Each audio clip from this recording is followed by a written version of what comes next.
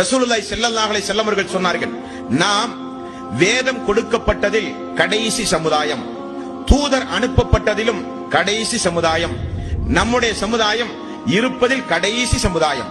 நமக்கு முன்னால் வேதங்கள் அருளப்பட்ட சமுதாயம் உண்டு, நமக்கு முன்னால் தூதர்கள் அனுப்பப்பட்ட சமுதாயம் உண்டு.